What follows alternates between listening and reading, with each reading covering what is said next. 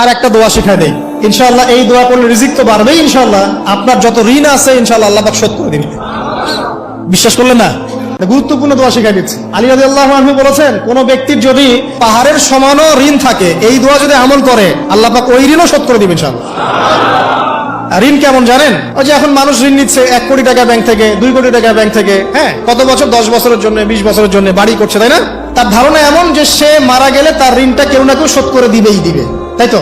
আর আল্লাহ রসুল কি বলছেন দেখেন, একজন মারা গেছেন, নবী সাল্লাল্লাহু আলাইহি ওয়াসাল্লামের সময় একজন মারা গেছেন, তো নবী করিম সাল্লাল্লাহু আলাইহি ওয়াসাল্লাম বলছেন, এই ব্যক্তির কি কোনো ঋণ আছে? একজন সাহাবী বলেন, হ্যাঁ ইয়া রাসূলুল্লাহ, তো ঋণ আছে। নবীজি বললেন, তোমরা ওর জানাজা পড়ো, আমাকে ডেকো না, তোমরা ওর জানাজা পড়ে নাও, আমি জানাজা পড়তে চাচ্ছি না। আমি এখন কেমন করে আপনাকে বুঝাবো ঋণ কত ভয়ঙ্কর জিনিস? আপনি যে ব্যাংক থেকে 3-4 কোটি টাকার লোন নিয়ে রাখছেন, লাখ লাখ টাকা লোন নিয়ে বসে আছেন, দিব্যি সুখে বসে আছেন, এমন চিন্তায় যে আপনার মৌত হবে না। আর নবী সাল্লাল্লাহু আলাইহি ওয়াসাল্লাম সময়ে একজন মারা যাচ্ছেন, তিনি বলছেন তোমরা জানাজা পড়ে নাও, আমি জানাজা পড়তে চাচ্ছি না। মানে ঋণগ্রস্ত ব্যক্তি জানাজাও তিনি পড়তেন না। তারপরে একজন এসে বললেন, ইয়া রাসূলুল্লাহ, আমি তার ঋণ শোধ করে দিব, তার যা ঋণ আছে আমি শোধ করে দিব। তখন নবী এসে জানাজা পড়লেন সাল্লাল্লাহু আলাইহি ওয়াসাল্লাম। তা আপনার এই কোটি কোটি টাকা ঋণ শোধ করার লোক তো রেডি আছে নাকি? আছে না?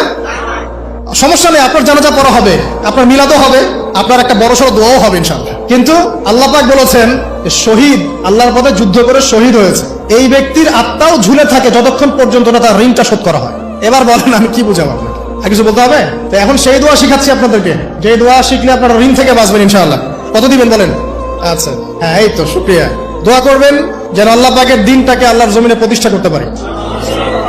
আমার সাথে বলেন, দোয়াটা হচ্ছে, আল্লাহুম্মা ইকফিনি বিহালালিকা আন হারামিকা ওয়া আগনিনি বিফদলিকা আম্মান সিওয়াকা।